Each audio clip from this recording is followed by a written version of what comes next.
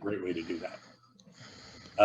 We are going to go around real quick and introduce our characters, and then I will, I'll catch you guys up. So why don't we go? I'll go across the Twitch layout. We'll start with Dolphix. Hi, I'm Ethan, and I play Dolphix. He is a gnome Eldritch Knight fighter. Drowsel. Scott, I'm playing Drazel, who is a lizard folk cleric of the light. He is constantly hungry and is not always fully aware of the imminent danger, except for the danger of being hungry. So he's looking forward to possibly either eating one of the drow they captured or finding some other. Jason. I'm Ed. I play Jasa. Jasa is she's a halfling rogue of the inquisitive variety, and it's fitting for this environment. She's inquisitive about everything. Zelm. Hey, it's Yusuf here. Father by day, asleep by night, usually. And I'm playing Zalm, the Aasimar Paladin of Bane. Okay. Last but not least, Vic. Hey everyone, I'm Alex. I'm playing Vic Valentine, half-elf bard, Valor Bard. And he is a character who basically believes that just about anybody would want to be his friend if they just got to know him. And he considers these adventurers that he is with his family, and they're all in this together to try to make their way home. Lul's family. So, one of the reasons we won't be on next week is Thanksgiving, but something that the audience should know is next week is our Extra Life week, where the DMs from the channel are going to be supporting Extra Life. It is a 6 different games are going on throughout the week. One pretty much every night of the week. The schedule's in the chat. It's a great way to support the Children's Miracle Network. To support the channel as well. All the money we raise for that goes to the Children's Miracle Network, and all the information about the games and the various bump ups that can happen because of your donations, you can find through that link in the chat. So apologize for almost forgetting that. And we can get started. It has been a little over 25 days, maybe a few weeks over 25 days since this party has gotten themselves kidnapped and sold to the Drow deep inside the Underdark. After a successful prison break, they fled into the Underdark with a group of friends, who I'll talk about in a minute. And they have been learning to survive in the extremely hostile and extremely desolate darkness down below the earth. Along the way, they've been following some of the leads of their friends, one of who was a Koatoa who lived on the shore of the Dark Lake. They went to a pretty big village near where he grew up. Only to find out that a strange sort of madness had started to afflict the Koatoa. Koatoa already being mad, it was a bit unusual that they were even worse than they normally were. They quickly learned that a large faction within the city seemed to be trying to resurrect or create a god who lives in the depths of the Dark Lake, who turned out to be a demon prince, Demogorgon.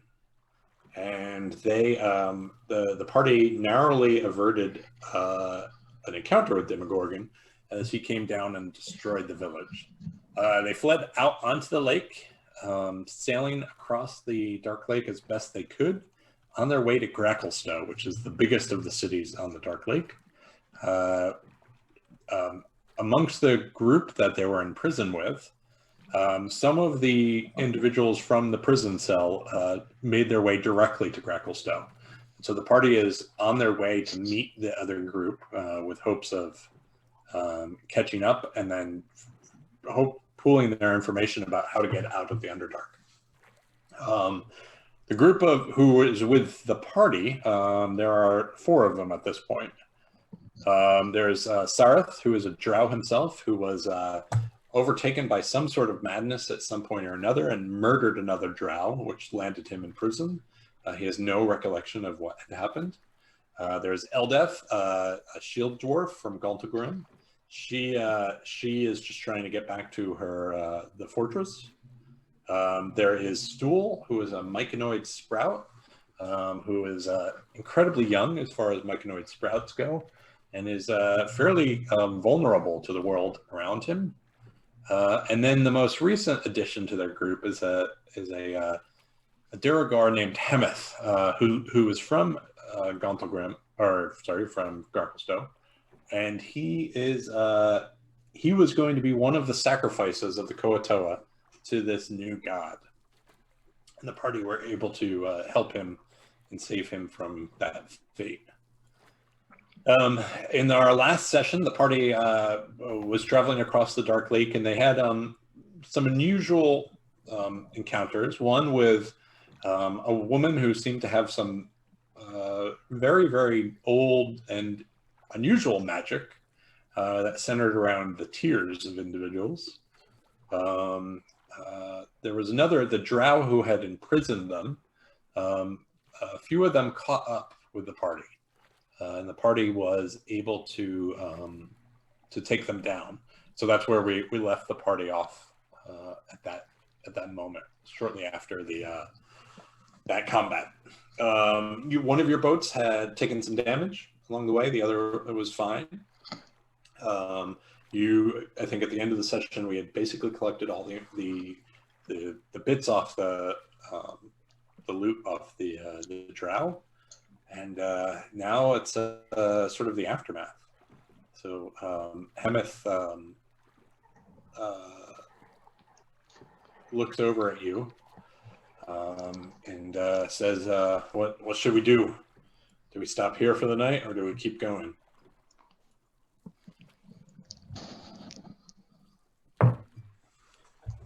How wounded I is think- everyone? I think we could stop here. If this was the party that was searching for us, then I think things are safe for time For the being moment, to at just least. stop. Yeah. Have we been stopping on the water throughout the nights? It just depends on the night. So there's nights where you've had to sleep in the boat, and there's nights where you have had enough room to get out on a rock or something and camp there.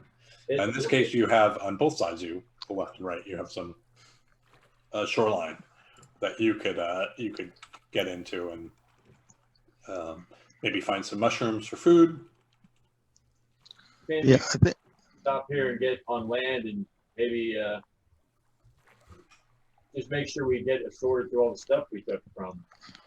Yeah. I think that sounds good. Captured one of their leaders' bodies. Maybe,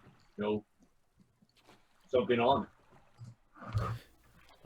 How far away do you think a scouting party would be from a larger group? Maybe Sareth knows something about that. Sareth, sort of, he's idly scratching at his head, and he says, "It depends, honestly. If their goal was really to attack us, then not far. But if they were forced to attack us, if we sort of surprised them, then maybe they were just scouting to learn our location and then going to report back."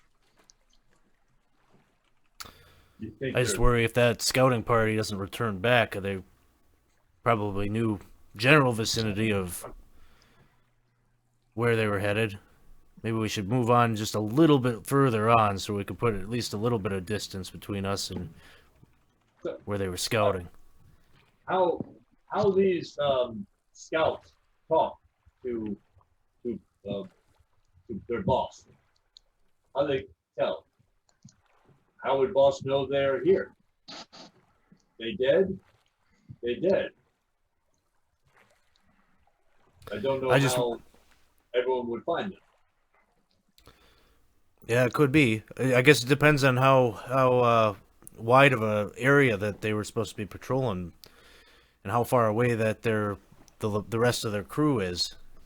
If they don't report in after. Remember a story about children and crumbs of bread leaving trail. Probably not the water. That's true. That could work to our advantage. We found them out on the water. Less for them to pick up a lead on.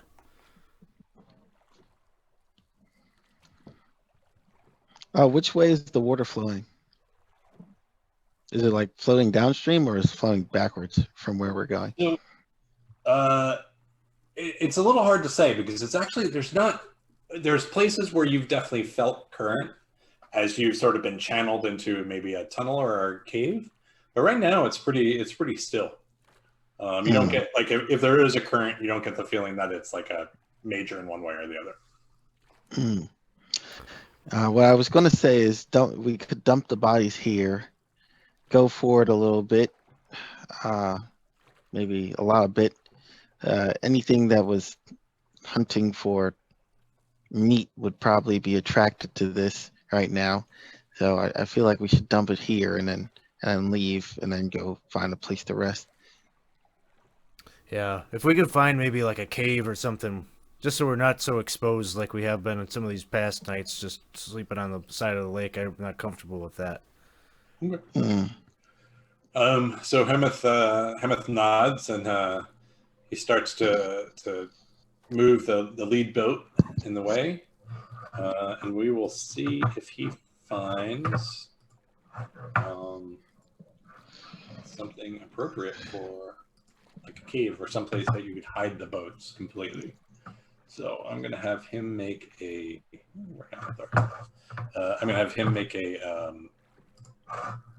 survival check. Survival's wisdom. Well, another option might be that we simply capsize the boats right at shore, so they're sunk, and we could pull them back out and empty them in the morning. That sounds like a lot of work. Would make them hard to spot. We could But- use scrap. It would be you stronger folks who would be mostly doing the work. So Exactly. I think if we catch this group today, there'll not be another group today. Today probably safest night on water. I would agree with you in theory, but we know that these drow practice magic, and they could easily have alerted the remainder of them that they'd seen us before they attacked. Dolphix, you're practicing the mystical arts. Did you notice anything? Any of them cast a spell? Maybe send a message off? Did I notice anything?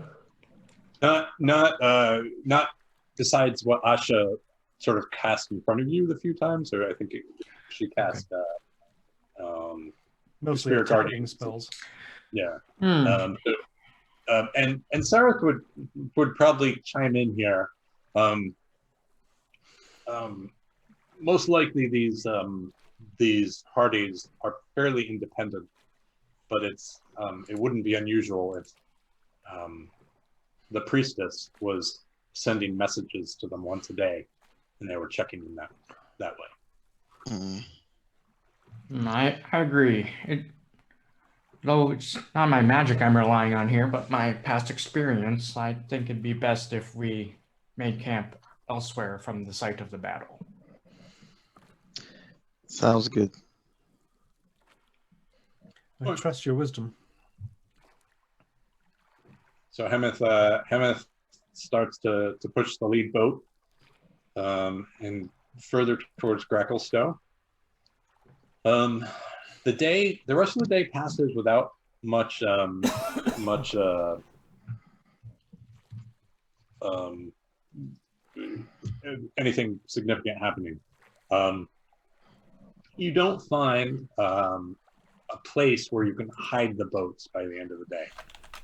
You do find a couple of places that are rocky, where you can at least like park the boats, where you can tie off the boats so they don't float. You guys, unfortunately, are going to have to sleep in the boats, but at least you don't have to paddle all night and make sure the boats don't float away. Mm. Is that what you'd like to do, or would you like to continue pushing on?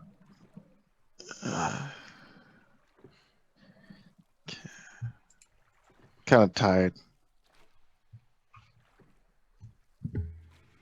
This should be far enough for us to make camp.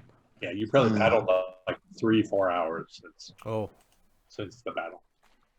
yeah, this seems far enough for my I'm comfort. tired and hungry.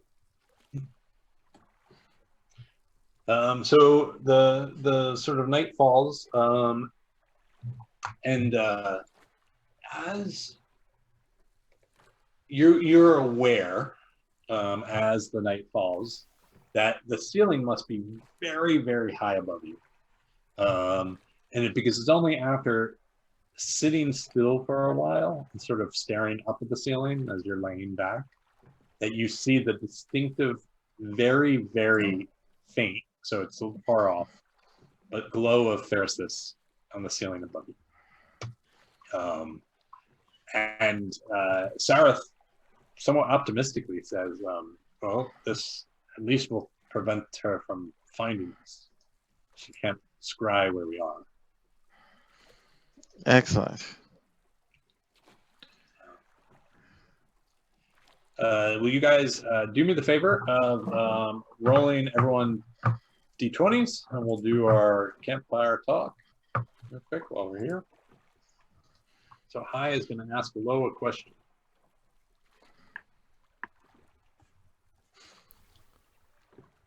Oh, I get to ask Ooh. questions. Razzle, you are asking a group question. So I noticed you don't eat other things, but like you don't eat drow, you don't eat knoll, no, like cows don't eat cow, and humans don't eat humans, but humans eat cow. Why you don't eat drow?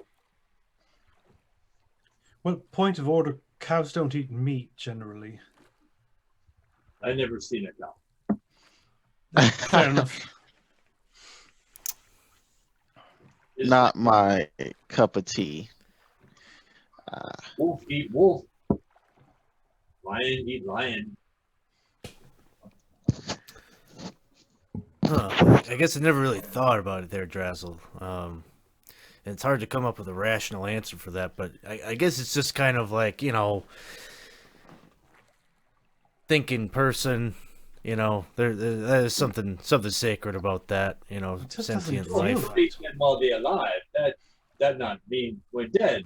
There's no thinking. Is dead. Yeah. It's the way we were raised, Drazzle. It was the way we were raised. And It just doesn't feel right. I would like to point out that I do not eat meat, so I guess this logic does not apply to me, Dressel. Precisely for that reason, even the smallest of creatures have some form of thought and feeling. But when dead, is like plant. I heard once they call people with no brain like plants. Plant. Well, the thing is, a body, a deceased body, it's like that was someone's home when they were here, and then they passed on. It just doesn't. It seems disrespectful, I guess. So to be clear, I get to eat all of this drow one myself. Yes. Yeah, I don't harbor any judgment towards you. If you care to do that, it's just kind of a personal thing. It don't feel right to me. Dressel, but I think now is a good time for a lesson, okay? What is the most valuable item that you possess on your person? something significant to you? Soup bowl, I eat from it. So without soup bowl, I only have one hand to eat and one hand to hold food. The bowl, excellent. And this bowl, it is made of wood, yes? Or zirkwood or some form of wood. Now, if we, for instance, needed a fire and had no access to magic, but perhaps flint and tinder, and we decided to use that bowl for firewood, how would that make you feel? Would we use fire to cook food? Let's say warmth for the point of this exercise. Is warmth more important than food?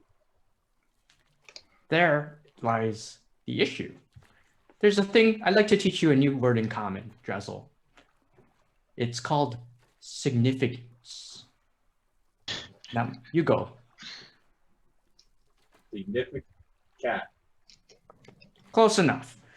Significance, it's how we ascribe value to certain things, despite it perhaps not objectively being that valuable. Now, for a bowl, it's just a bowl to anyone else, but to you, it's important. It's very important. It is your source of light, yes? But we can apply that same kind of value to bodies. To you, the body objectively is meat. But to many of us, there's some ascribed significance to the body. So me flip bowl over now and use the word. Significant, you have no food, and body is food. Maybe first day, more significant, body was once brain, had brain in it. But day 5, maybe significant, stomach, no have food in it. You're definitely going in the right thought. That's the correct Significant. line of thought. So I'm going to consider it a win. I will not discount the possibility that there could come a time that I was hungry enough to eat a sentient being. I have not been there yet. I think it is important. I am always hungry. You maybe not always hungry? Not hungry enough is what we should probably say. I would agree with that. Not hungry enough. To be clear, we do not need to burn bowl. Not yet. I don't know. Zalm, I'm feeling a little chilly. I kind of withdraw a little bit from the group with my bowl. I like this new word. Bowl is significant to me. Dolphix, Yes, Sal? are you a professor? Of a sort. Before I was taken, I was a teacher, a tutor. My students were considerably younger than Drezel, but probably no less naive in their thought. I admit I do miss the teaching aspect of my days, yes. I mean, it tended to be, you know, history and politics and the way with the blade, battle strategy, you know, how to manage a keep, these kind of things. But yes, nothing nearly so refined as a professor at like say Candlekeep or anything. But yes, I consider myself a teacher. He just stares at you, and then you see in the corner, out of game, Zalm approves, and he goes back to laying down. Oh, I think one of my relationship parts just progressed. Zalm likes that. Don't fix. I think about this. You have job. Paid money. Yeah. Yes, I earned a wage. I was provided room and board. That's correct. Now, I know from Vic that at some point your family was unhappy with you and sent you here. This is what happened to you? Like Vic. No, actually, quite the opposite. Whereas and don't tell Vic this, whereas I suspect that Vic and his family were intentionally separated, and that was the cause of their Vic's current presence among us. My reason for being here is also related to family of a sort. I am here looking for someone, but have not. One of my students actually. I taught children, children of a certain family, and well, I have some reason to believe that perhaps some of the drow may have raided and, well, taken one of my students. So you are a hero. Well, if I was a true hero, they would not be in this predicament to begin with. You chose to be here. Oh, no, not here. Taken by the drow? No. I was on a mission, yes, to search for my child, but the kidnapping and ending up enslaved, no, that was not part of my plan. So they think hero. Heroes are overrated. And he, Zom turns over, lays down in the boat.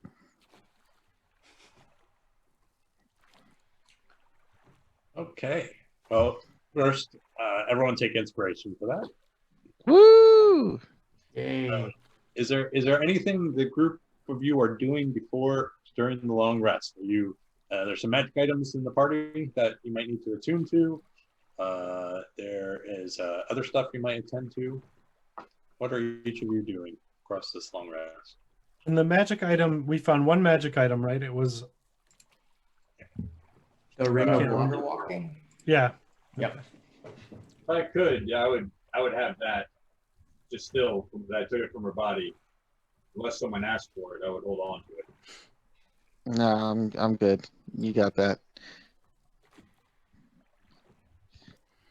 Does I anyone, mean, can't does anyone Drazzle. not swim well?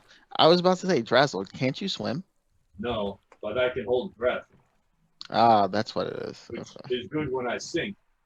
I would say I'm not an exceptional swimmer, but I'm also not very heavy. Well, I'm yeah. holding ring because I had to bite off finger to get it. But if someone wanted, I can only imagine it would probably benefit me the most. I am wearing the heaviest of armor. I would agree So, with that. Yeah. I tossed the finger with the ring on it to you. I take the finger off of the ring off the finger and I toss it back to Drazzle. Thank you. Good, that's probably significant. And I put the ring on and I attempt to attune to it overnight. It's no problem. Anything else you guys are up to specifically? Yeah, I'm gonna shed a single tear into that Okay. laboratory. So as you, it's not something you sort of are used to doing, right? But No, but probably the fact that Drazzle brought up like Dolphix's current quest is probably giving him some tears. So okay. So as the tear falls into the laboratory, you swear you hear the most satisfied of sighs emanating from it. And yeah, so you have one tier stored up. I'm gonna see about collecting some wood and making a couple more torches. Okay. Yeah. So you have, if you want to salvage, you would have. I'm going to assume that because we talked about it before the stream came on, that you salvaged. You took some of the wood off the third boat that the drow were in.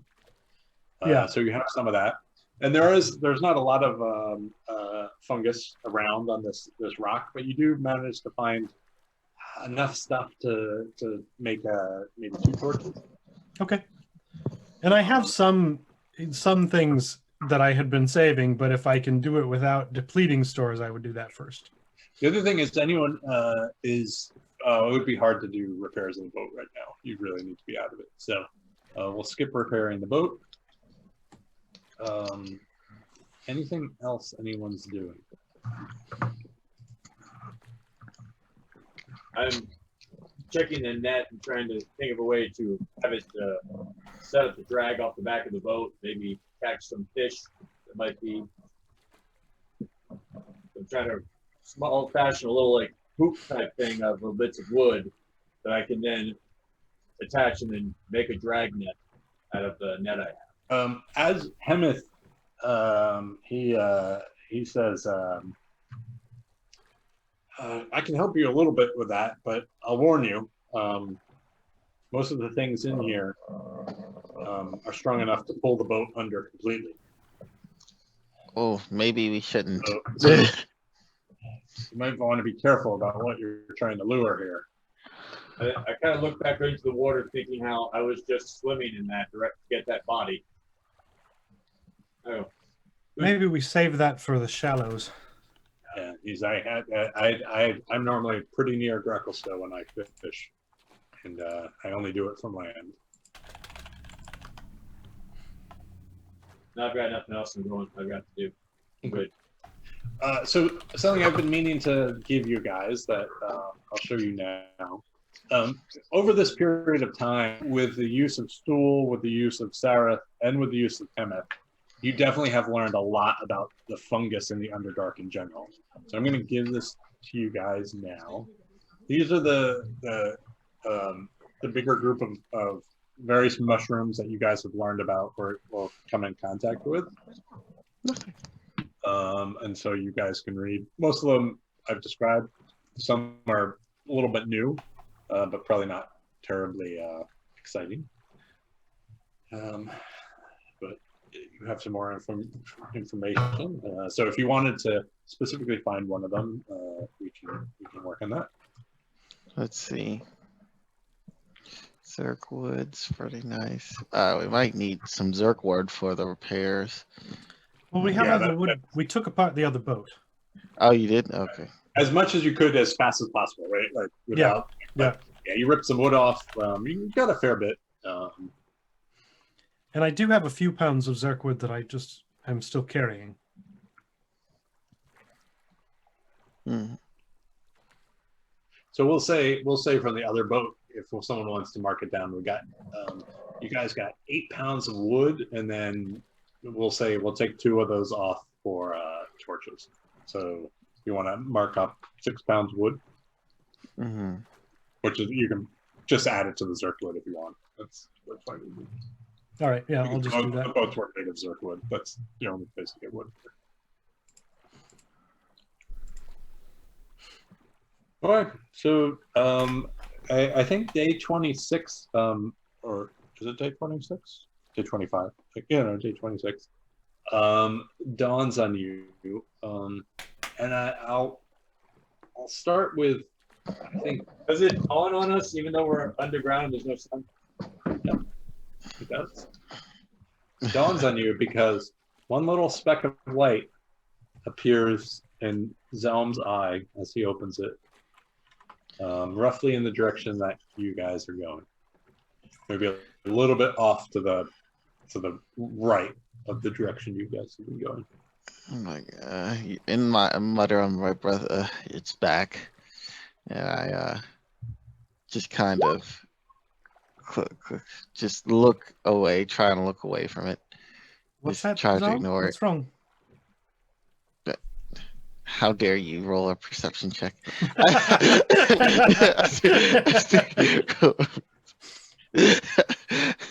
Something, nothing. Just continue going. So have you mentioned anything about, like, I think I might have tried to guess for you last week. Have you mentioned anything about the voice in the head you heard to the rest of Mm-mm. them? No, no. I'm trying to seem sane because I know the party's going crazy, and it doesn't help if one more person starts going crazy. Okay. Day. I think you're actually. It's day 25 technically. Okay, so day 25. You're paddling. It's a pretty uneventful day. Hemeth at some point sort of stops like paddling and turns around and he says, "Can you feel that?" And as he says it, you all. It takes a while. Like he doesn't say what it is that you feel, but you all become aware that the air has actually become. It's not. It's become maybe a little warmer, just slight bit to the where the damp air, the damp cave air, has the very small feeling of like humidity. He says, Grecosto's, because it's the fires, generates a lot of heat. One of the easiest ways to know if you're close to Grecosto is the temperature starts to rise. We're still a few days out. This is probably just a wind coming across the lake, but it's a promising sign. Thank Bane. And he estimates it's probably like 5, 6, 7, 8 days still left for you guys to go.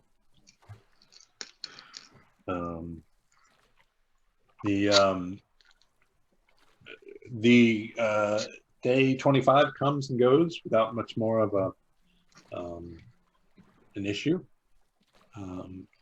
Day 26, and Hemeth says, looking at the food supplies and the water supplies in the boat, he says, these next few days, we're going to have to zigzag a little if we're going to survive. That we're not. I want to go to places that I know where there'll be mushrooms and things to eat. So we won't be off course entirely, but we won't be going a straight course either because I don't know another way for us to survive. This is sort fine. of looks at you all with approval, like looking for approval. I think this is fine. We have to do what we have to do to survive. We need food, so He says, Yeah, if you know of consistent places for us to get food, I'd rather take a bet on the sure thing than take a chance that we're gonna find it. and he says, I'm not perfect in this area, but I've been out here. This isn't. Some of these islands have fish that I fished from, or that I fished from the schools. So I think I feel more confident about where we're going. mhm. And so you see him sort of adjust course a little bit. And Zom, for you, he's adjusting course. The light, which you almost always see, occasionally it disappears. The light is off to the right of your course. Mhm. He's actually turning the boat a little to the left. Not much, but a little. And Okay. you're probably the only person who really sees that he is adjusting the course of the boat because there's very few landmarks that are perceptible here, right? And so you can see that the light sort of shift a little further to your right as he does. That night, so this would be the night of the 26th day. You do get to an island, fairly decent sized island. And there's enough food, there's fresh water from the mushrooms, and so you can lay down. There's no sign of Pharisis anywhere around, and it seems you can. One thing you can tell is that mushrooms are harvested on this island, so it seems that other fishermen know that this island is here, which also gives you some sort of hope that you're somewhere near Grecosto. Okay. Yeah, let's rest here. Oh wait, is it like towards the nighttime or Yeah, not? yeah. Okay. Yeah, I think it's safe to rest here. I mean, seems to be a kind of well-traveled place. Doesn't seem to be a place of battle, uh, since everybody farms here. So I think we'd be safe. Yeah, let's camp out here for the night. Mm. Makes sense to me. Anything going on that night? I assume another tier. Yeah, you know, I do. Everybody does their standard watch and goes to sleep, I assume. Vic's been he's been thinking a lot about Stool and what Dolphix said to him when he tried to give him some like false hope about Shushnar and things like that, and knows that maybe that wasn't quite the right thing. So he's been working on a little song for Stool to kind of memorialize Shushnar, and so he was going to pull out his lute that night during his watch and strum away and play this little memorial for him. Okay. He listens very patiently, and he sort of nods, sort of with the beat, and he says at the end of it, he's like, "Thank you." He liked it very much. He like you're in contact with Shushnar? He's right there.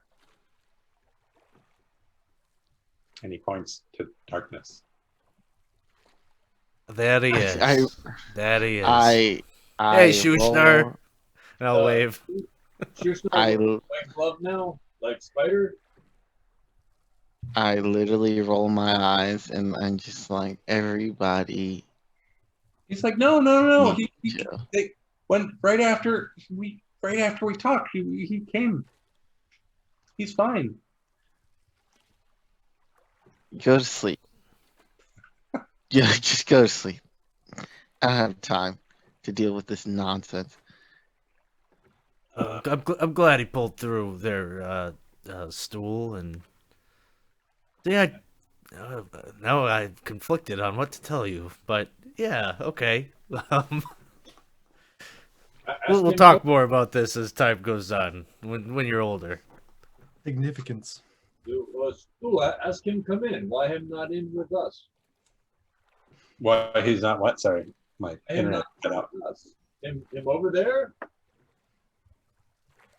Oh, God. Why Now him? you have Yes. Drazzle confused. Shushnar. No. This is exactly why I hate bards. Why? Why must you do this? Why did you feel the need to try and comfort this poor soul with a song? You have caused Sad. more He was confusion. real sad. I wanted to make him not sad. Yes. You have So, just uh, caused more confusion. Gods forbid we might try to bring a little bit of comfort to this world. Who can see Stool, it? Dark. Can see out there. Stool says to Drazzle, he's through sport chat. He's like, he's meditating right now. Oh. So, but he's gonna ride in. I have to look at the boats. He's gonna ride in Jace's boat. Well, he's more than welcome. Ugh. Then I roll over. So, those of you who are tuned into Sport Chat for the next 15 minutes, you hear a very one-sided conversation of Stool talking to Shushnar about some game they play in the Neverlit Grove, and some jokes he learned from the Hierophant there. And eventually the Sport Chat fades after an hour, and you suspect that he's still talking, but you can't hear it anymore. So, okay. Night comes and goes. Next day, this is now the 27th day.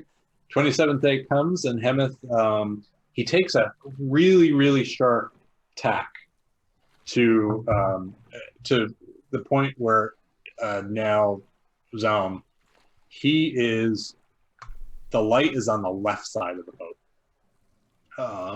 And he says, he's like, apologies, there's a big area here where we sort of have to go around. There's some dangerous currents, just some things we don't want to deal with. And so we're gonna edge around. We have to lose a little bit of time, but in the long run, this is going to be safer. Careful, Shushnos. Keep steady in the boat. As long as we can get there as soon as possible. These people are going crazy. So that once again, Hemeth really seems a lot more confident in where he's traveling, and so now, basically, those of you who have any direction sense whatsoever, you're headed straight north, and you know that Greco is to the southwest. As you get to, it's not an island; it's actually a sort of what you were looking for the few days before. Like it's a place you can pull the boats into, and with near hidden. Like it's really hard to see the boats where they are. But on the walls are some fungus growing out of the walls. It's illuminated a little bit by the torchlight mushrooms, which you can turn on and off. And so it's actually pretty pleasant. Like it's as far as it goes. You can see some of the torch sparks actually glowing under the water. And so occasionally you'll see a weird creature swim under the boat, but nothing huge. It's pretty shallow. And so it's a pretty pleasant place to stay for the night, as far as places in the Dark Lake go. Or anything to do with this night? Illuminating the under the water. What were we seeing? Was it The mushrooms, the mushrooms that are phosphorescent. They're just some of them. Their stalks are under the water itself, so like you can actually see a little bit of the water illuminated, and it's pretty clear. I'm still going to stay away from them, as apparently there's a 1 in 6 chance they explode. If you light it on fire. Oh, okay. I was like, I suddenly have become aware of a certain bit of knowledge that there is a percent chance they could explode. You're feeling lucky, Drazzle. All right.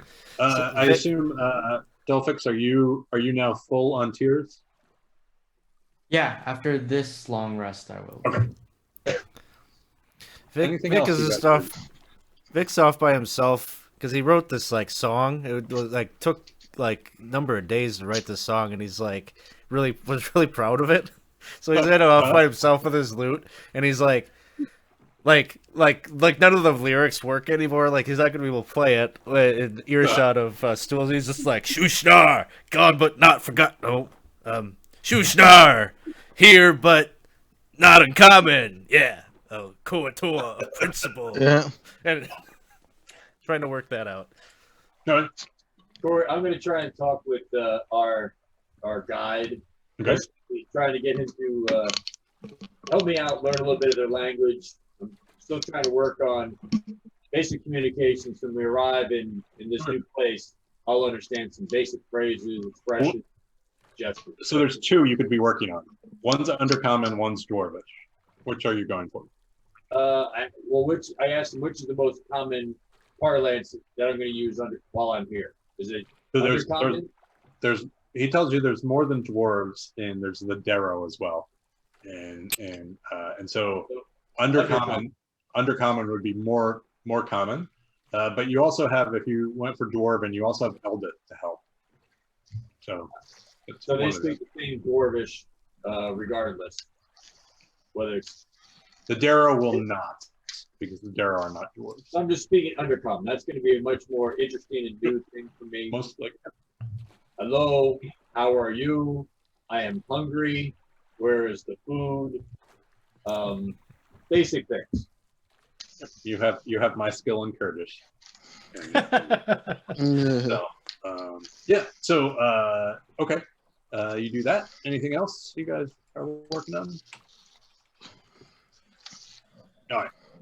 So next day comes, and this day, you're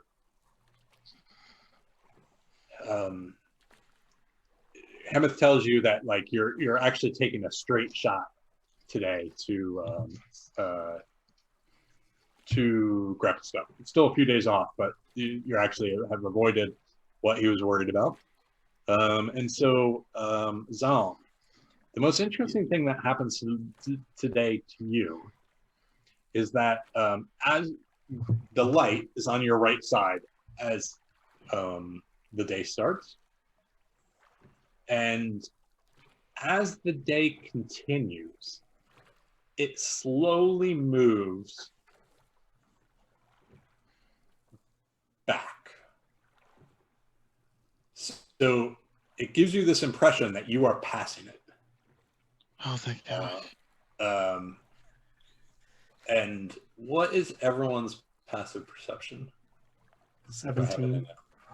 there. 15. 13.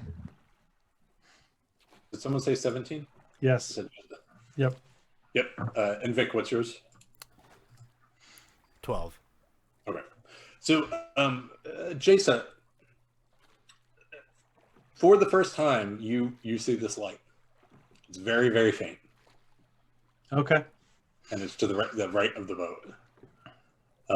And it appears right around the time that you would be sort of your line of travel would be perpendicular to whatever this thing is. Hemeth, what's that light there? He looks and he squints a little bit, and he says, "I don't see one." You see a light over there.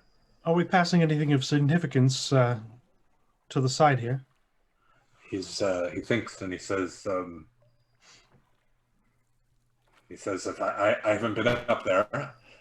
Most of the reason I haven't been up there is that the ceiling has collapsed in a number of places up there. So it's difficult to like, there's a lot of very shallow that would capsize boats. And how far would you say we are from Grecklestone now? He says maybe 3 days, 4 days. And what does the light look like? What type of light source is it? Is it a constant? Is it like a firelight? So it is like a star. It is Okay. the best source of light. So occasionally you see a twinkle, but like you can't identify how, like it is like pinpoint. Okay. Does it and, look as far away as a star? I mean,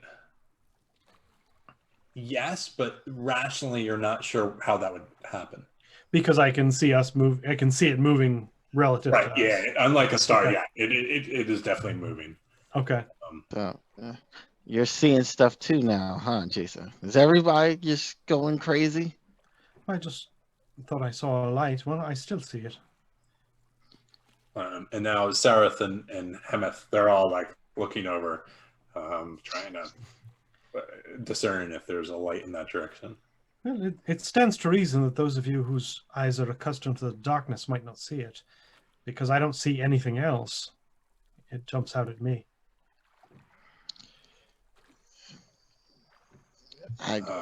There's nothing over there. Let's just keep moving forward. I trust my eyes. You see something, Jason? A light. It's distant, but not too distant.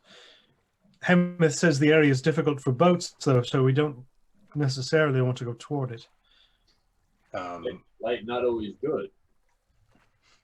No. I agree. Exactly. So we should leave it, whatever you're seeing, if you're even seeing anything, we should leave. Zalm, I'm sorry that you're so distrustful of your own senses, but I trust mine. There's nothing over there. Fair enough. Vic, Sareth, is there any magic that you know of that would be able to help identify or at least make visible this light to the rest of us? It's called insanity.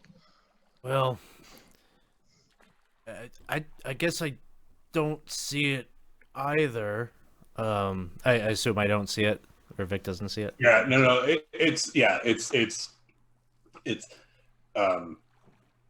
just darkness. I mean, past what you can see. Maybe if if I could perceive it, there could be spells or whatnot that could maybe target it or detect it, but I don't see it. Well, it's small and it's faint. It's distant. Yeah, probably too far away for us to do anything about it anyway. Eldith suddenly says, "Wait, I see it too now." And you see her like rubbing her eyes, as if like she's really not confident that she's seeing it, and that's not a piece of imagination. And she says, "I don't. It looks like a star. Like it's there." And you see her like moving her hand in front of it. She's like, "And it disappears when my hand's in front of it." Yeah, that's what I see. Hemeth turns to you and says, "What do you think? It's something coming for us?" It doesn't appear to be moving toward us, and we're definitely moving away from it as we pass. It's stationary, I believe. Well, we should continue moving away from whatever it is, if it's even there, and stick to the path. It's We're not trying like to anything that we've seen that generates light down here. Probably a good idea to keep an eye on it one way or another, even if it's something that only you're perceiving. Maybe that's a good thing. Whether it's real, whether it's not, I still would want to know what's going on with it, or what you're seeing, Jasa. I'll keep an eye on it. Well, we have Jasa and Eldest that can see the light. No one else? Tom, have you Clearly admitted not. that you can see it? No, I have not admitted to anybody in game that I can see it. I have been lying this entire time. I'd like to roll an insight.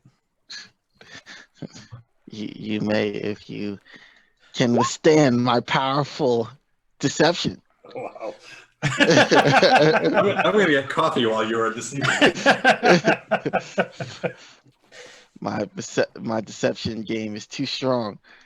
As I, let me see, have a +3 to it. Yes.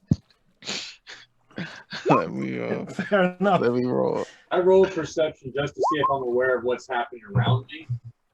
Like, the funny thing about light and whatnot, I don't really know what's happening. I don't have a light. I was like, what are we talking about? So you probably you start to, as you guys start to question me, you guys then remember these past couple of days I've been constantly staring out like the corner of my eye in certain directions depending on where we're at in the boat and where we're running, just constantly like looking at the corner of my eye and trying to like avoid a certain spot along the shore line and and it's like, hey, that it's all starting to make sense. Now you're actively trying to avoid the spot where we've seen the light. Yes. and I'm like starting to show signs of sweating and perspiration. Well, if you think we'd best avoid it, I suppose I don't see anything drawing me to it other than that I would like to be around light. When we get to the surface, little one. Hemeth looks sort of questioningly what to do. He's taking cues from you guys. Onward. Let's continue on. We'll keep an eye on it. Sure. Those two of us that can see it. Yes. So you get to that evening. You get to an island where now it's really obvious that island is regularly grazed for mushrooms. You're able to find enough to feed the group of you, but you basically have all the mushrooms that are worth anything are basically stripped from this island for the evening, or after you do that. Anything you guys are up to tonight? How far away did we sail away from the light? So now, by the time you get to the island, the light is at 4 o'clock for you. And Jay said for you, it after at a certain point you stop seeing it in the day, and Elda did too. Okay. But we're like hours away from the light.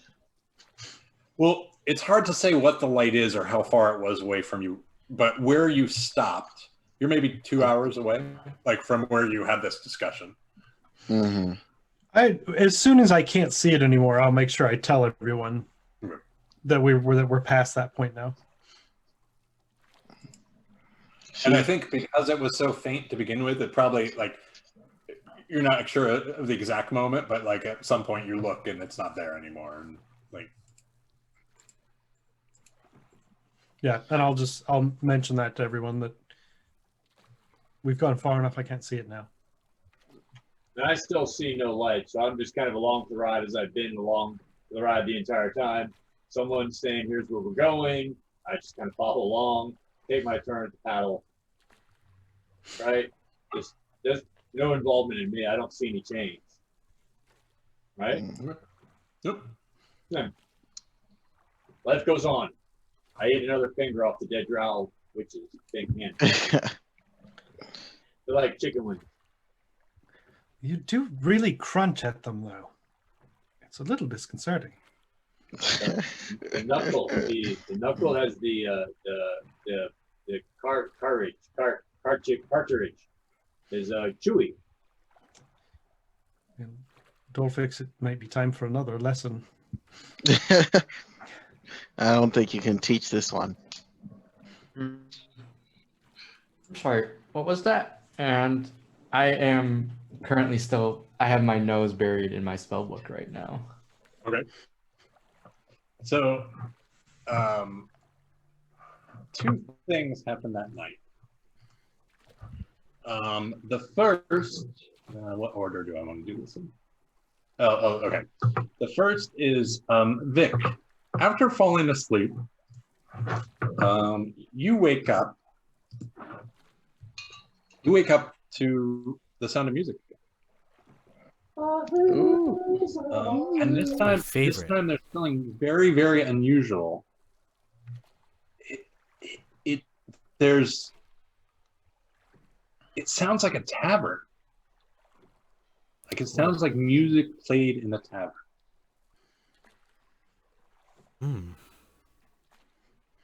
It's just the music, or is it? Do I hear the sounds of a tavern as well? Like you hear like the clanking of crockery, that sort of like the other stuff.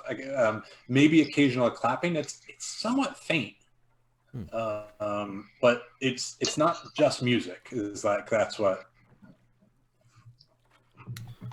Oh, this is a sound of comfort for me. I used to work at a tavern back in Tribor. I'm trying to kind of look around and see if I can kind of pinpoint where I think that sound is coming from. Make me a perception check.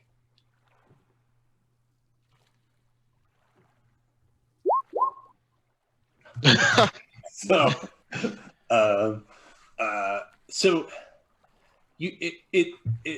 you sort of are walking around I assume you got up to pinpoint. You're sort of walking around the perimeter of the island, trying to like keep one finger in your ear and the other so it's going out, and you don't get you can't pinpoint, but what you do, there's a point in which the tavern sounds, whatever they are, they continue, the music stops, and you swear you can hear talking. Like that there are like you can almost pick up on the conversation that's being had. But there's something very unusual about the timbre and the style of talking that's happening, and you can't quite place your finger on it. But I'm not able to like kind of discern direction. No, Okay. it's not that it's coming from all sides. It's that you just can't get it. Like occasionally you'll be like, it's definitely coming from that direction, and then you don't believe that, and then a few seconds later it'd be like, oh no, it's coming from that direction. I'm just gonna kind of go, maybe back over to where like the lake is and kind of stare into the water, and I'm doing my best, obviously, like hone in on and listen to it, even though I'm not able to like hit the precision or whatever, but just kind of thinking longingly about those days. I was back in that place of comfort, and yeah, just kind of thinking about my family and how I miss them, and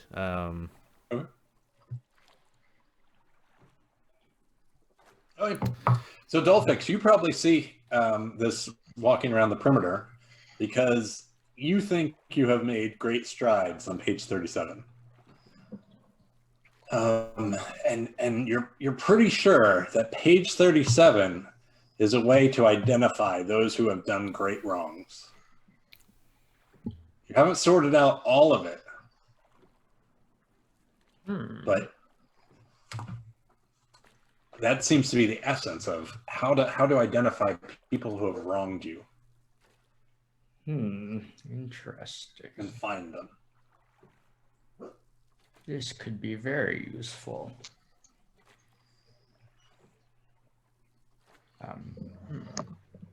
Vic, you're looking for something.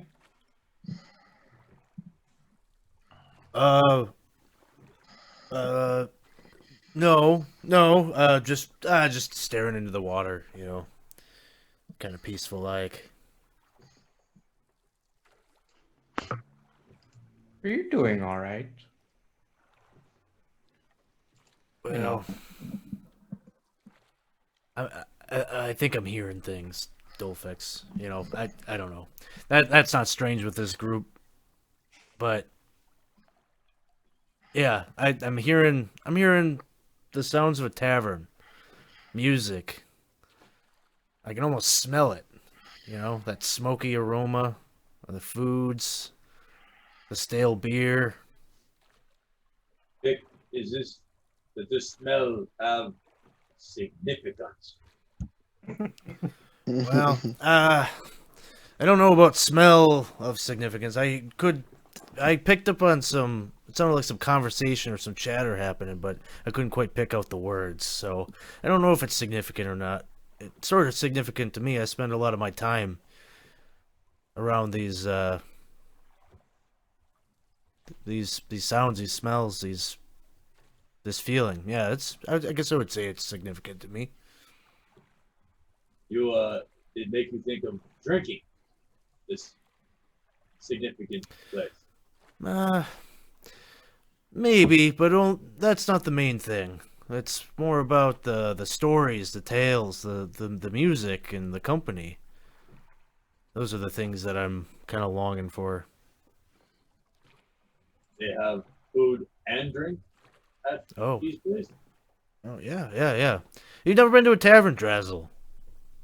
No, we just eat when we eat. We drink when we drink. There's no place for it.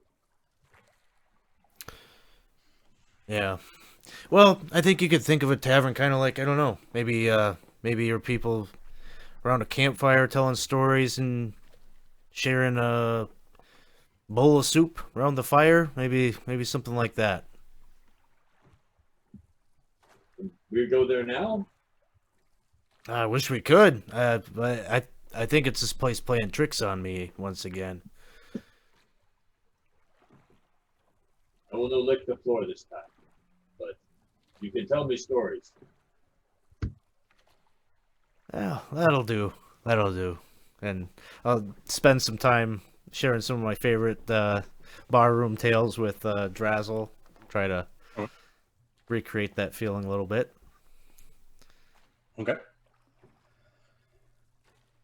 The rest of the night goes without, unless there's something else you guys want to do, without any significant events. And you dawn on the 30th day. And just as a reminder, it's the 40th day you promised to meet the other party. Whether or not they made it in 40 days, but that was your assignment. So you're making good time, according to him. That's good. You guys set off for the day, and Emmett says we're going to be coming into some rough currents here. So I advise that you make sure you're staying put and not falling off the boat. Hear that, Shushnar? Sit tight. Wouldn't want you falling out. Stool tells you that Shushnar says that he saw the light too. Oh, well, I appreciate the support. And Shushnar can see the light now. I roll my eyes. Tell him whether he goes toward it or not is his own decision. I start holding my bowl in front of my eyes with the light spell. So I see the light too. We are together.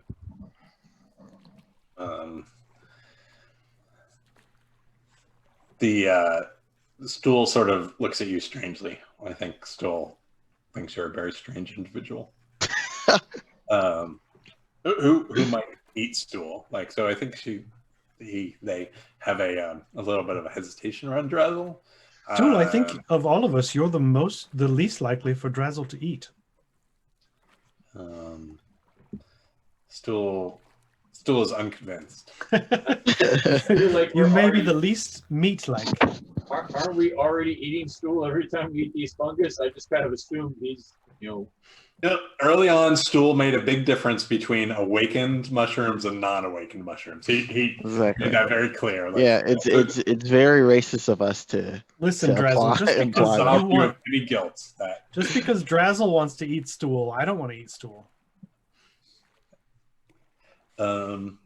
So as you and you see, Hemeth tells you that like apparently there's some sort of spring that sort of is coming up very strongly from the bottom of the lake that's creating this current, and you start to feel it. Like mostly, it's been a pretty easy journey. A lot of rowing, but it's been an easy journey. Now there's actual sort of ripples on the water, and you start to get into rougher and rougher water. And one of the things you see up ahead, and all of you see it this time, is there seems to be sort of a pinkish ball of light, maybe about 200 feet floating above the water in front of you. What's that? Oh, you see it now, do you? Well, this is different. It's obviously there in the water. How would you know it was I- different if you didn't see it before? I see it now too. I see this. Shushnar sees it. Yes. The difference between this and your hallucinations is mine are real. And I take aim with a javelin, and I'm getting ready to throw it at it. I don't know what it is, though. How close are we to it? Probably about Whoa, whoa, whoa. 150 feet, 100, 150 feet. So It's you're hard- really it's really quick hard to to have a bearing, but yeah. you're really quick to all- throw the crazy word around, and you're aiming to throw a javelin at a ball of light.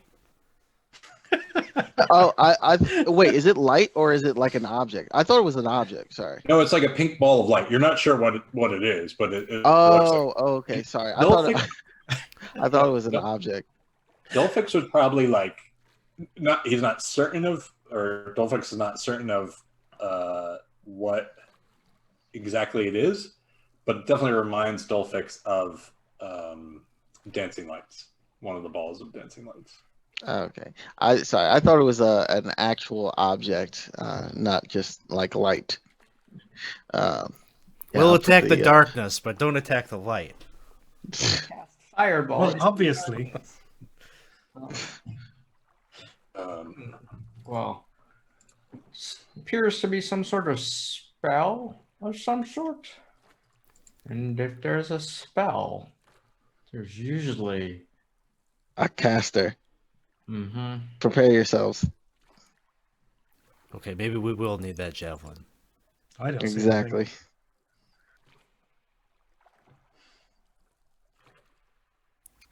So I look around to see if we can see the caster of this. No, it's So- not. It's not moving or anything. It's just there. Mm,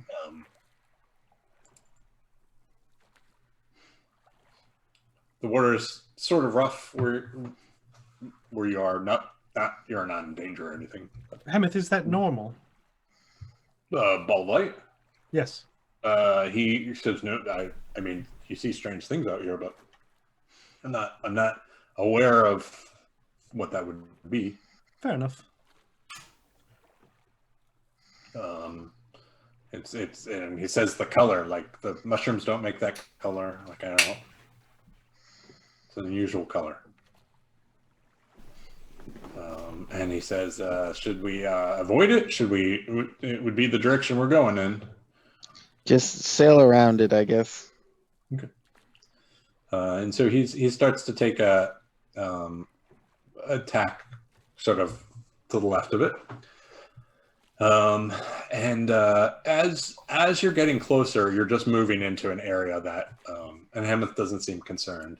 You're moving into an area that is rougher, right?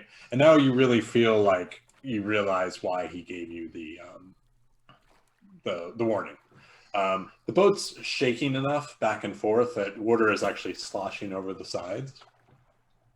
And you can sort of see as you're going around, you're coming, you're very, very abruptly from underneath the boat to the point where you all feel the boat lurch, nearly tipping over. I need all of you to make Dex.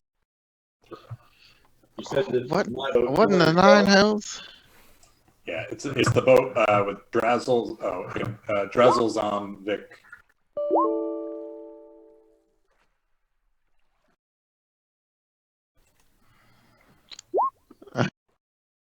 Ring of water walking to skip around across the water as I fall off the boat. All right. I'm missing Vic. Okay, Vic, you managed to stay in. Drazzle, you managed to stay in. Zom, you are out of the boat. You're water walking though. Stool is out of the boat, and Eldeth is out of the boat. I need all of you to roll initiative. Hold on one second. Let me move you to the page before you do that. So, I think that was a good decision on the ring location. Yep. Zom, good choice. Eat up yourself there. right, you can roll initiative now, please. It's nice when something works out exactly as we worry it will. Right. Oh gosh.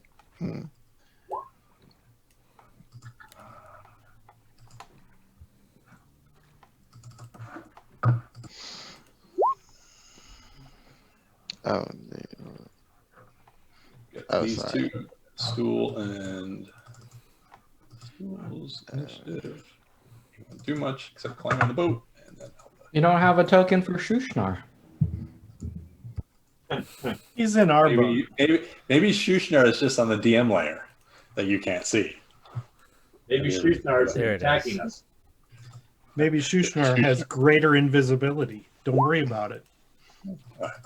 All right. You can alter that song, Alex.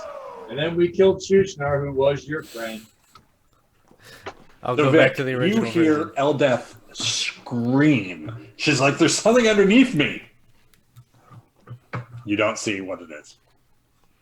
So I have to apologize. You probably saw me scrambling. I my Oh. headphones went out but I heard dexterity saving throw, and so I rolled it, but I don't know exactly what happened. Oh, so your boat specifically, something bumped up against it, really bad, to the point where it flipped the boat enough that a bunch of you fell out. You were fine.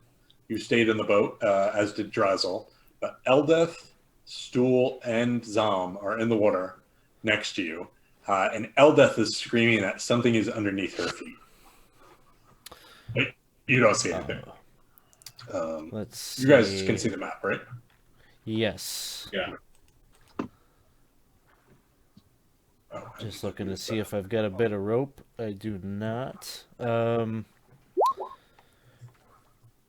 So I do have a net. How I don't know. I'm just thinking, what is the feasibility of doing this? If I took out a dagger and started like kind of cutting apart this net, would there be a possibility of getting enough of it that I could throw that out there as a way Your for net them has to a grab on? 15-foot range just on its own.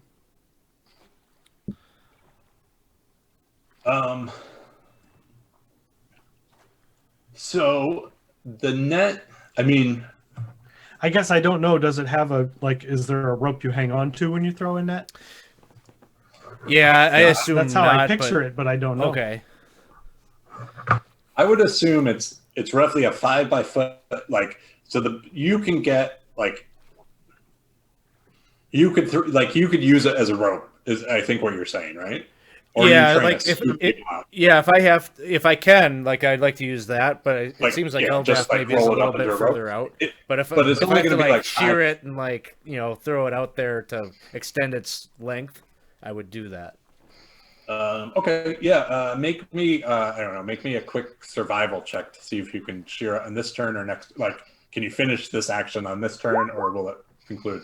So unfortunately, you shear it. You're not able to throw it out. It'll be next turn when you can throw it out, and it'll go 10 feet. Okay, I'll just but if kind you of want to call position out yourself in the boat where that might be useful. Yeah, I'll just kind of call out that I'm doing this so that if they can, I don't know if Eldeth is being held or whatever, but if she's got freedom of movement, try to get closer so I can help pull her in. Yep. I never gave them their long rest, so. But, the rest of them are fine. Okay. Jasa, you heard this all happening. You still don't know what I exactly. can't see anything. Okay. Unless, Drazel, do you have your light on? I do. Okay, so I can see what's happening over there. Oh, sorry. The light is also over here. The glowing light. Okay. So you might be confused why you can see so much. It's because the glowing light is there. It's not indicated on the. I don't have anything creating a light source over here. Yeah, that's where it is. Sorry. Well, I don't. There's nothing creating a light source there. Black. So if there is something that should be, it's not. It's here. Okay. Yeah. Okay. I can see that. Yeah. So that's All right. right. Then I'm going to run and jump into the water. Okay. And get over to grab Stool. Okay. And then I'm going to use my whip to whip onto the other boat and start pulling us in. Okay. So make. I don't have movement for it, but Okay. I just want to get attached with the whip. Yeah, just make me a quick whip roll. We'll do DC 10 or Whip yeah. roll. So Whip roll. you managed to one of the oar casings. You managed to get it around that, so you're at least hanging on to the boat with one hand and Stool with the other. Great. Drazel, I don't see a threat of any kind. you except for Eldith yelling and the fact that your boat was just hit by something big underneath. Right. And this yellow thing what was this determined to be? That's that Light source. ball of light that's floating. Okay. I'm just going to kind of stabilize the boat by centering itself into the middle and trying to see if I can extend one of the paddles out towards where I see stool. Okay. And So I Jace kinda is get holding him on to something. stool at the moment. What? Jace is holding on to stool. You could use your action to try to pull stool onto the boat if you want. Yeah, I like to do that. If I Okay. could make that kind of effort. Make me a quick athletics check. DC. And I would, I mean, if as much as I can, I would help like hand him up. DC 10. Yeah, no problem. You managed to move stool into the boat. I don't know where he'll go over here. Where's Spruce-Nar? He's safe. Don't worry.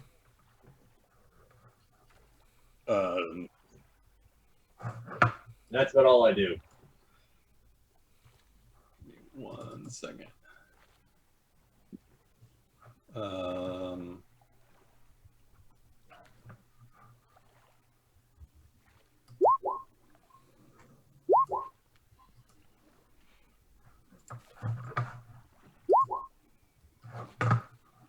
You hear Eldeth let out a scream of pain, and you see thrashing on the water below her. Oops, what just happened? Nope. And you see the top of a bluish, hideous creature swimming in the water. The light from Drazel's bowl is reflecting off of it.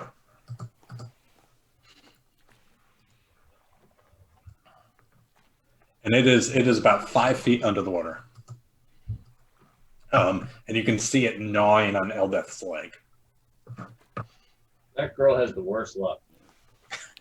Eldeth is going to She's had a try rough to. go. She's going to try to like swim away from it. So she's going to try to escape it. Grasp. She's able to escape it, and she starts swimming over to the boat. Dolphix, you see this creature.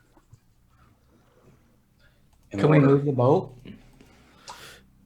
Yeah, if you want, or you can ask Kenneth to do it, like on his turn. Sure. I'm gonna get to the back Okay. of the boat and then ask Kenneth to row backwards so that I'll do a ready action. So if I'm within Okay. 5 feet, Okay. I will cast Booming Blade. Okay. Stool hunkers down on the bottom of the boat. Zelm.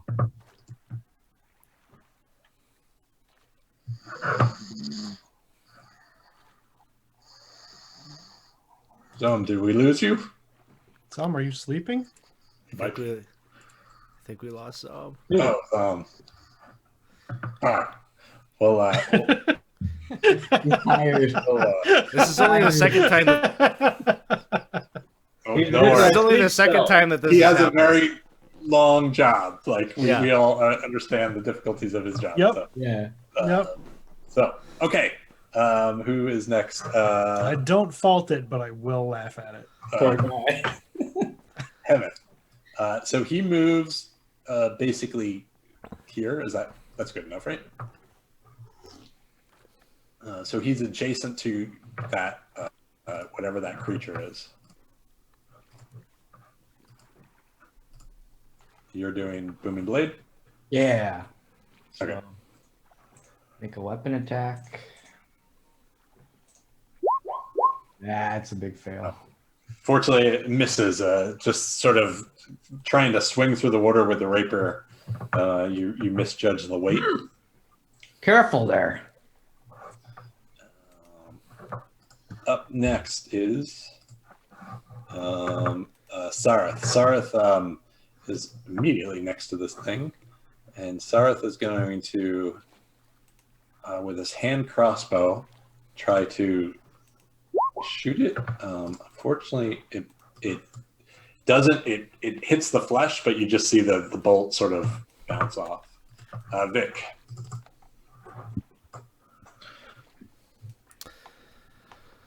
I'm gonna cast Dissonant Whispers if I can see the thing. Yeah, you can see it.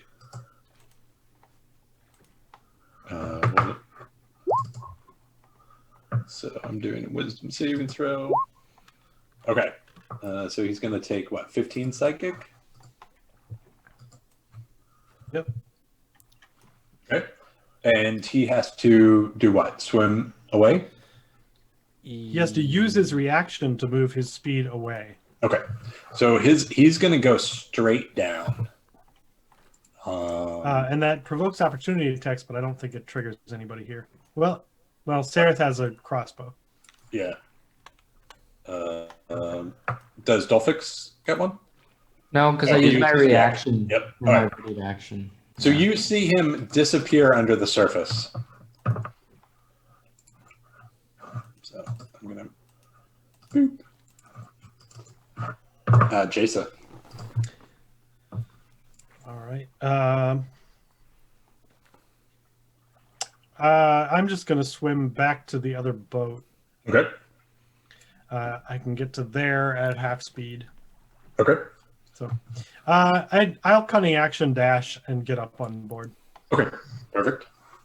Okay. And then I'll ready my whip to attack if something gets into range. Okay. Drazzle. I had a question I was saying about like fairy fire. You can move it around after you cast it. Well, No, not fairy fire. But if it coats something, Yeah. that it remains coated. Yeah, it stays on something that's in the range when it gets hit. And so I was thinking, I can't see the thing to target it with this right now. It's disappeared before my turn came up, right? Yeah. Okay. You could ready the spell to cast it Yeah, I when you think see that's the what thing. I'm going to ready it so that we can kind of track it as it moves around underwater. So as soon as it pops up again, I'm going to cast Fairy Fire at it so we can locate it.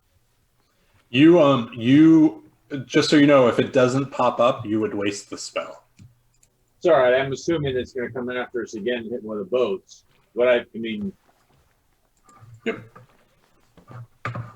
Yeah, you lose the spell slot whether you cast it or not if it doesn't show up before your next turn. it could save and waste the spell slot. So I think it's worth the risk. Yeah, I think that's okay. I need Jasa and Dolphix to make dexterity saving throws as you feel a massive push on the boat under you. Jason, no problem. You managed to stay in. Sareth falls out. I got Sareth 12. on the wrong. Well, Sareth, You guys can see Sareth- Sareth, right? Yeah, Okay. yeah. Sareth is here. Hameth okay, is with okay. us. I wondered if he was on the wrong. Wait, So no. Sareth. Corey, I don't see Sareth. No, I'm just kidding. Nice. I don't see a light. I wasn't because I clicked on him while I was on the GM layer, and then I worried that you guys He's good. just in the boat mysteriously. So, okay, Sareth has plopped into the water, and you do see if assuming you can, he pops up over here. Do you have range, Drazzle? Looking to see where did it pop? Yeah, I've got range to hit that. I've got range too.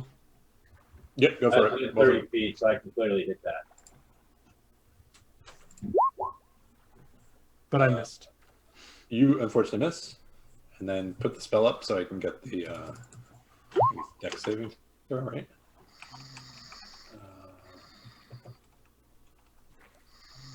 Let's see. I'm gonna use mute here. 1 second. Just I put the little illustration up to help. That's like the tucking in of the if blanket. something changes, and let me know because I'm not looking at Zoom. Dexterity saving throw. What's your DC? He failed it. So okay, he is outlined.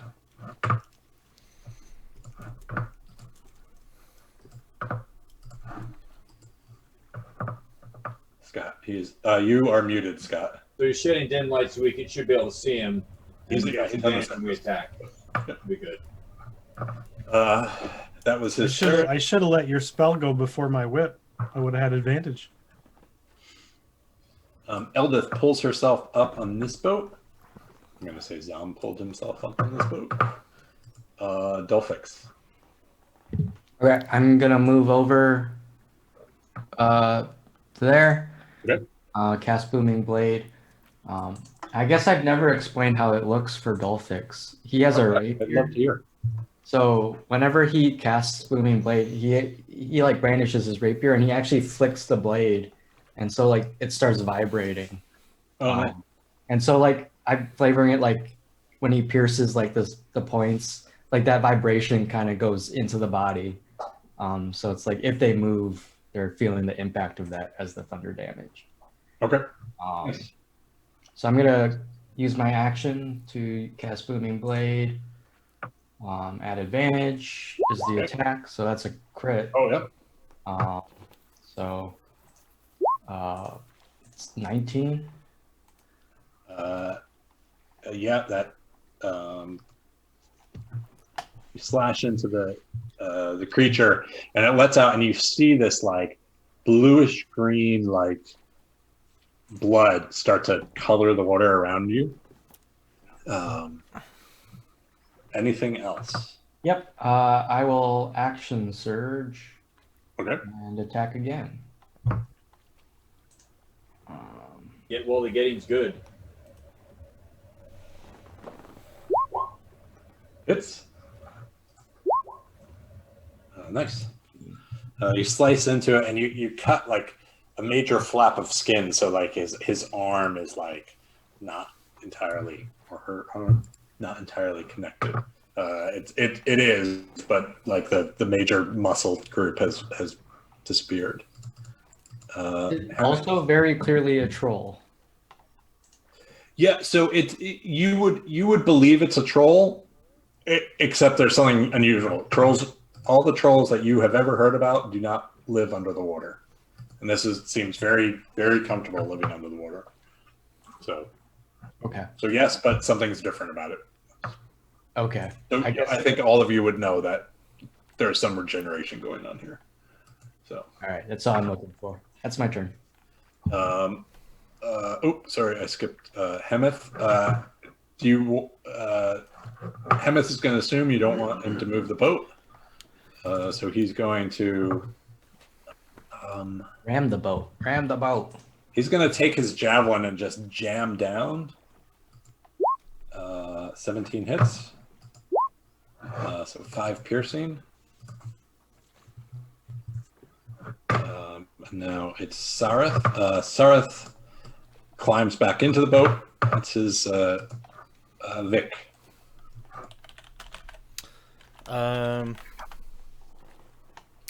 Let's see. I'm gonna cast Cloud of Daggers on the spot where the troll is at. Maybe. Here? Yeah, just like. Sorry, I'm missing a screen, so I don't have Roll20 up, but right on top of the troll. Okay, we'll put him right in the middle of the troll. All right. So it takes it right away, right? It takes it when it at the starts start of its its turn or turn. moves into it.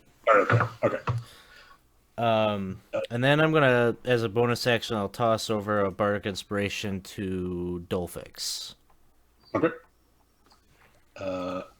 Jason, it is your turn. I'm gonna behind these guys to get some cover so that I can make a stealth check. Okay. The halfling ability to hide behind people. Okay. Okay. You would have. You have. I guess I don't need it for advantage. What I want to do first is I'm gonna light a torch and throw it at the creature. Yes. Okay. Knowing that it's a troll. Okay. So make just a you can do just a dexterity throw. Like it would be an improvised weapon. Okay. So just like a dexterity. Yeah, check. dexterity, and then I'll do 1d4 fire damage. when it hits. Yep, totally. So roll 1d4 real quick. Okay. Anything else? No, I don't think so. Okay. The torch is now out, but it's the you did do some damage to it, fire damage specifically, which is the important thing. Drazzle. I can see it, so I'm just going to try and bong toll the dead on it. And it's missing some of its hit points already.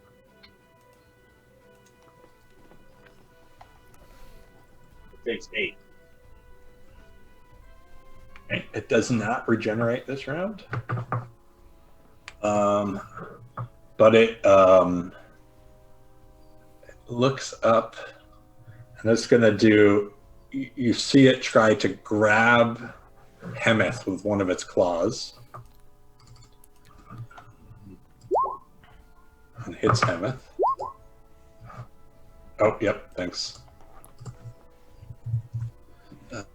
Hits Hemeth. I took that damage, just so you know. For 8, Hemeth screams out. It slashes with its other claw at Dolphix. Misses, and then I assume, and then it tries to bite Hemeth, and it succeeds in that. And Hemeth takes 7 piercing. Then you see, because of the cloud of daggers, you see it disappear again. So Hemeth and Dolphix, and just Hemeth and Dolphix, will get. Yeah, I didn't keep myself in range. I should have. So Hemeth goes for the javelin again, misses. Dolphix, if you want to. Yeah. Hits. It takes damage from moving because of the booming blade now. Yes, thank you. So that's another 8 one. piercing. So I crit on that one. Does that become 2d8 or is it still just 1d8? You crit on what? The attack that booming placed blade the booming attack. blade on it. I'm totally missing. So booming blade's alternate effect is if the creature moves after being hit by booming blade, it takes additional damage. Right. And he crit on the attack that placed the booming blade spell on it. But I don't see that crit. That's what I'm saying. That was in the previous turn. It was in Dolphix's turn. Oh, got it. Because he doesn't roll an attack roll now. Right. I got it. So I guess the question is, because I crit on that and now you've triggered it, is that I'm going to say no, just because they're happening at 2 different times. okie dokes? That's how, if I'm understanding Booming Blade, like the hit is one thing, and then his movement's later. Right? Yeah. Sure. I'm fine with So that. I'm gonna separate them out in this case. It's another 4. So you do see, okay, so you see faintly where he is, but he's 30 feet down. And he is underneath this boat, basically. I'm gonna put him to the side of it, but he's underneath that boat. But because of the Fairy fire. yeah, fair fire, you see him underneath there. That was his turn. Eldith. Eldith asks, "Do you want me to move the boat? Do you guys want to be closer?" Zong's back. Yeah, I'd want to be closer. I'd rather actually want to move maybe like here. Okay. Oh, sorry, I was not. Where did you click? Just kind of towards that way. So she manages to move the boat 15 feet that way. Dolphix, it is your turn. Okay. Hmm. I'm just gonna hold my action, I guess, for another booming blade. Okay. Stool. Zaum. You are muted, Zaum. Corey, you muted him. He might not. I don't know if he can turn it off. I have a button to. Now, I got it. Okay. I got it. Let me see. So yeah, Zalm will pull out the blade and start running heroically over the water. And So he's 30 feet down, so you wouldn't be able to hit him, but you certainly can wait for him to pop back up. Oh, okay, yeah. I will get right here and ready my action to attack. Okay. Hemeth readies a javelin, ranged. Sareth, sorry, have anything fun?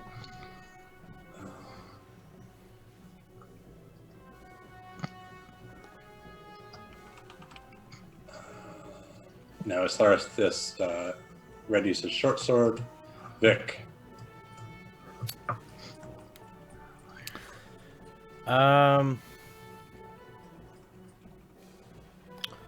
Let's see. I don't think Dolphix has used the inspiration yet. I'm gonna give a point of bardic inspiration to Jaisa, Okay. and then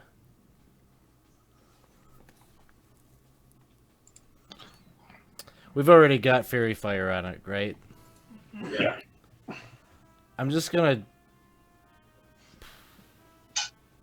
I was gonna say Cloud of Daggers, but we made it kind of canon that it might damage the boat. I don't want to do that. I'll just do a Vicious Mockery on it. Okay. Does it need to be able to hear you?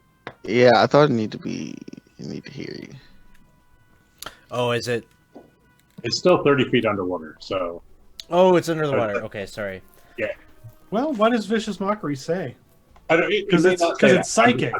Yeah, So, it may not say that. I'm just curious if it needs to. If the target can hear you. Okay. So Yeah. I'll just ready it. I'll ready it for if it pops up. Okay. And that'll be my turn. Jason. I will also ready an attack with the whip. Okay. Drazzle. So he's underwater. We can't see him. You can see him. Like you can make out where he is. So. If I can see him, then I can hit him with Toll the Dead again. Yep. Okay. My best effort at this point. He makes it, unfortunately. So he's underneath. He's 30 feet down. He doesn't. First of all, he did not take that round fire damage. He doesn't surface. He comes up under this boat, and you start hearing cracking sounds as he actually attacks the boat underneath. Oh gosh. Can we see that bit of shore I see over here, Corey? Just pretend there's not shore. Sorry, I only have one good map for aquatic. Yeah, sorry. All right. Sorry. So he's going to attack the boat with his two claw attacks. So he's 5 feet under the water now. He hits the boat once, and he does 9 points of damage. This is the boat that has not been damaged yet. To the boat. So he's higher up in the water, but he's still in the water underneath. Eldeth wonders what to do.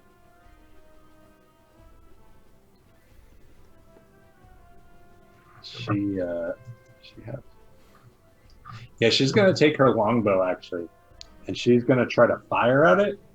I'm gonna say that because it's underwater, the fairy fire, like the two cancel out. Just a straight. That makes sense. Like the disadvantage of being underwater and firing through. So but she still hits. Ooh. 6 piercing to the thing is Dulfix. Those of you who cast spells may have just wasted them. Just to be clear, if you cast a level, If you spell. readied them. Yeah, I don't know Well, who that would just be. too bad Scott's not here, but all right, time to be the hero. I'm gonna jump underneath the water Okay.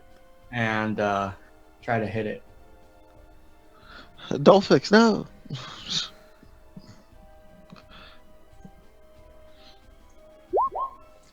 Damn. Unfortunately, yeah, like you are just getting used to this swinging underwater, and Zalm, it is your turn. All right, I'm going to throw my glaive. I mean, not my glaive. I'm going to throw my greatsword onto the boat there, and then I'm going to equip the glaive. Okay. And so let me do that. And I think my glaive has reach. So yeah, my glaive has reach. Okay. So I'm going to try and hit it wielding the glaive. Okay. So let me see. Did it show up? Oh wait, no, that's just damage. Let me. How do I? I'm trying to swing it. Let me see actions. Glaive. What did I roll?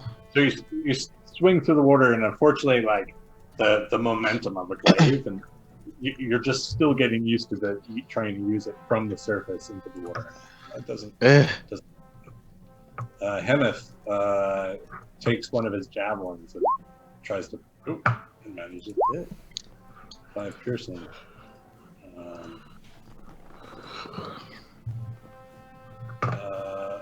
Sareth will attempt to shoot a hand crossbow. Wow. No poison. Vic. I'm so I can see it. I'll cast a cloud of daggers down there under the water where it's at. What? Anything else? I'm gonna use my last inspiration on Zom. Point of Okay. inspiration or bardic inspiration to Zom. Thank you. And sorry. No. Cloud of daggers. Here's that. Okay, I'll do it. We'll do it on the beginning of this. Oh yeah. You're right. So, And that's it for me. Jason. I'm going to draw a dagger and dive at it Okay. into the water. So this would be an advantage That hits. for 10 points of damage. So you slice into it and you just get it across the neck, and you see it. You can now see on its neck there are gills, like this adaptation of a troll of some kind. Mm-hmm. And you slice into whatever that organ is, and you see it start to clutch at its neck, and eventually it becomes lifeless. I'm still floating under the water though. I'm going to swim up to the surface with the little bit of movement I've got left and yell out, if anyone has magical fire, hit it now, or it'll be back at us soon. Is it up? No, it's down. No, Draw it's It's your turn. It won't stay down long. Or you say it's in the water, and 5 feet beneath the water under that boat. okay, So I'm thinking of the concept of burning hands. I could dive into the water and do a burning hands at it, but I think I would know whether that works underwater. if there's no reason it would not work underwater unless the spell says it will not work underwater. And it doesn't say anything on it. So that's what I'm going to do. I'm going to push past and jump out to where it is and try and put my hands on it for burning hands. Okay. You have advantage because it is prone. Oh no, it's text save, so it automatically fails. So you pump fire into this thing. And you guys up on the surface start to see steam rise as this fire is created under the water. You start to see the pieces of flesh that start to fall off this troll as you manage to kill it completely. Yay. I gather up a couple of those troll pieces and kind of scoop them up with me as I climb back to the boat. Whatever for.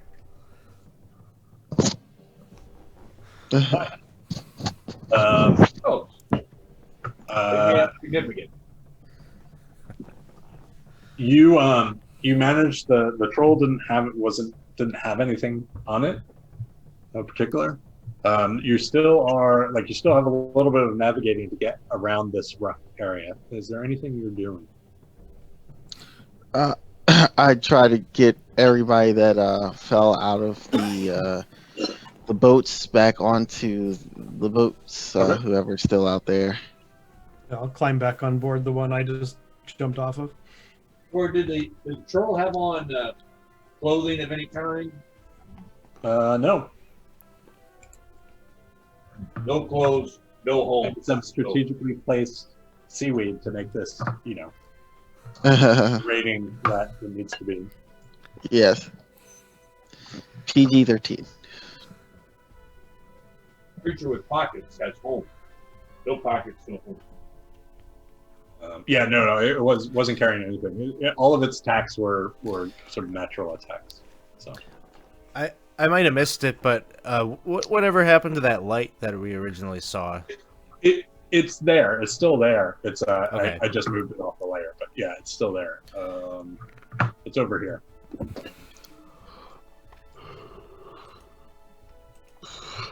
Do you see it? On the map. Yep. Okay. Yeah, it's there. And like I said, it seems to be maybe some sort of landmark, like marker of where that spring is. You're not sure if it's not clear if the troll did it, if there's some other purpose of it.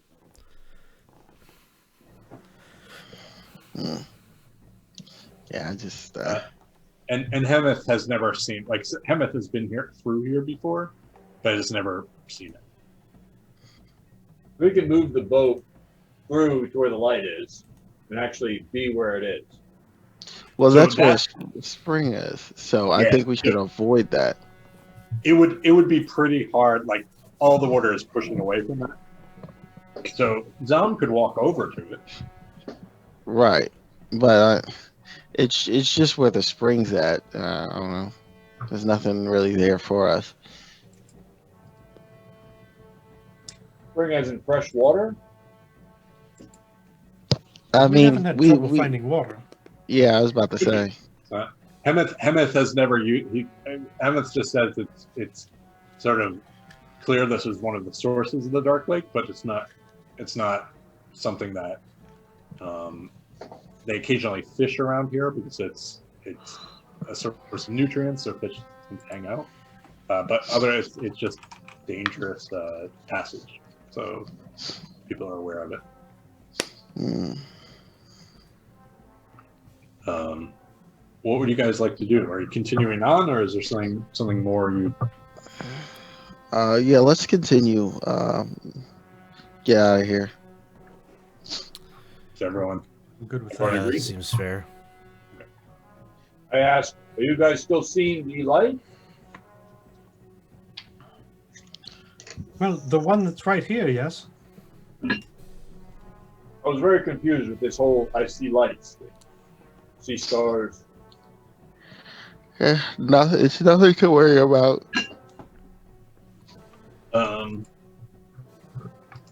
Okay, so the rest of the day is pretty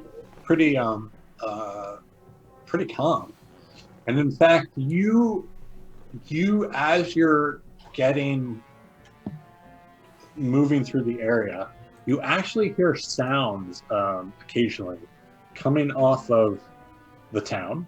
So occasionally you hear like the ring of like a forge will just like randomly echo off the town. You can really start to feel the heat of the town itself. And you even notice more evidence of other boats passing.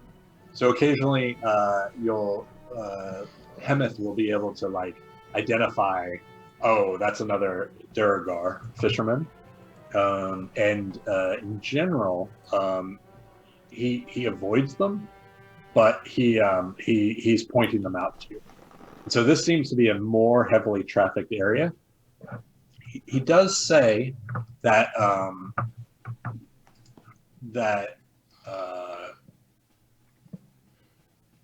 more or less it's still going to take 2 or 3 days to get to Gracklestone, but this is pretty safe area because it's so heavily trafficked.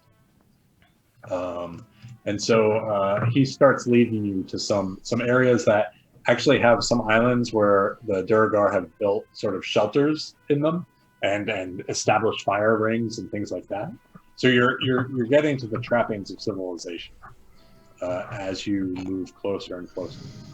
Is there anything you would like to do on the end of the 30th day that evening? I don't think so. I'd like to level up if possible. Is that? Yeah, that would be lovely. You leveled up to no. Doesn't mean we don't want to do it again. Exactly. You'll get your level up when you solve some new problems. You said once. I just thought I'd throw that out there. I mean, it's a valid request. It is a valid request. My response is valid response. I'm not arguing that with you. Yeah. So in general, it's pretty quiet, and as you sit on the little stretch of land where you are in the shelter, you too now you can hear the sounds of boats going back and forth. Not anything special, but Hemeth points out and tries to help you identify, like, oh, that's a fishing boat. Like, that's something different than a fishing boat as they go through. The next few days are without event, and so where we will pick up next time is with your arrival to Gracklestone. Gracklestone will be the next sort of big portion of our time, and so instead of giving you a data dump right before Thanksgiving, I thought let's start our session. I think in December, right? Will be our next December 3rd, I think, is Yeah. our next one. And because I will give you a ton of information, and you will have a lot of latitude about where to go. So that's where we'll call it for tonight. Thanks everyone for listening. This has been fun. We are 20 sides to every story. I will leave you with 2 encouragements. One is, if you aren't a member of our Discord, please join it, because it's the easiest way to get all the information that I could say right now, but it's much easier to just go there and get it that way. The other is, please check out Extra Life next week. We have like a series of great games coming up, pretty much one every night, to support Extra Life and the Children's Miracle Network. It's really, really great. Normally we're doing something a little different this year than we've done in past years, just because of COVID and not being able to be together. But still, I think it's going to be an awesome time, and you're going to get to see some really creative, really unique sessions from each of our DMs. So thank you guys very much. We will see you in 2 weeks. Have a happy Thanksgiving. Thank you. Thanks, everyone. Make sure you have your soup. Always have the soup, especially And for your next week. significant bowl.